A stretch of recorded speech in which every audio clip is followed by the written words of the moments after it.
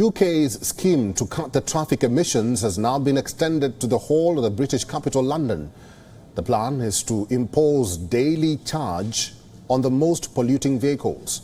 The ultra-low emission zone was introduced in 2019. Initially, the plan was just for a small part of central London. But now the plan is extended to areas where there are very few public transport links. London Mayor Sadiq Khan says the expansion will reduce deaths from illnesses linked to air pollution, and simultaneously it will also help curb climate change challenges. However, the situation in British capital has once again ignited the debate of environment versus economy. As a cost of living crisis looms over the UK, critics have slammed the plan. They say it will exacerbate a cost of living crisis, and the $16 daily charge on the thousands who drive older vehicles has been termed unfair. The move was not welcomed by many Londoners, as some decided to take out their ire on the ULEZ policy by attacking the enforcement cameras. According to official data, Metropolitan Police recorded 164 stolen and 185 damaged cameras. Similarly, purported videos of vandalism have also surfaced on social media platforms. London Transport Authorities is also planning to install more than 2,500 cameras in the outer areas of the city. Some senior Tory members have also criticised the plan. They even claim the policy is the main reason for a narrow by-election defeat in outer London.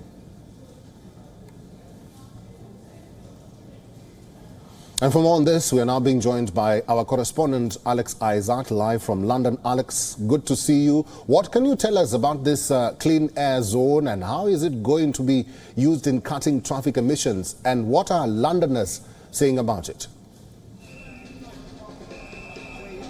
Well, one thing is we're here outside a protest specifically for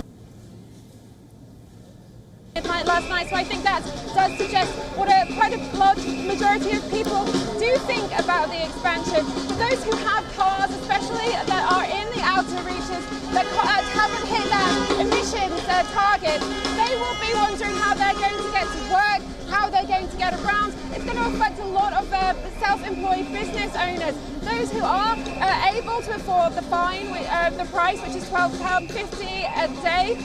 There is a fine if you do get caught without paying that. It will be about £90 if you pay within 14 days and double that if you can't. Those that can, they are going to be some of the main polluters as well. You know, we are talking about this policy was put in place to try and get more clean air within the capital. But huge bus companies, not the London TfL buses, but those that are tourist buses, you know, they're the ones that are polluting, those trucks that are going around the capital. A lot of those that are protesting here today are very frustrated that they're talking about these clean air policies. But more needs to be done with actual regards to having those statistics and numbers coming across to ensure that the Londoners and those outside of the capital as well can breathe easy. But it happened last night, but from today people are going to be very frustrated, especially as you mentioned there, the cost of living crisis continues, and this just feels like another tax on the people and those people who can't afford to change their vehicles to hit those emission targets. Alex, have you managed to talk to some of these protesters, and what are they saying? I have been speaking to the protesters. There are a number of them now, and they are just extremely frustrated, saying that this is a tax on the motorists. It's nothing to do with all of these clean air policies. And if you can afford it, then you are going to be paying £12.50 today to pollute. So it isn't really coming down to whether or not this is going to help improve clean air. Many of them mentioned the court case that Sadiq Khan had gone through not too long ago by those in the home counties that protested the expansion. There was many statistics and data in that suggesting that the clean air policy isn't quite as cut and dry as was suggested. They're very frustrated. Of course, this is all running up to the next election for the London Mayor, which will happen next year, and this is going to play a huge part. We saw in Uxbridge that seat went back to the Conservatives specifically because of this ULEZ expansion, and as we head towards not just a general election but the mayoral election that's happening next year as well, many people are going to be extremely frustrated that they feel that most of their money keeps to be taken away by government, and they are wanting to protest until something changes. All right, that is our correspondent Alex Isaac live in London. Thanks, Alex.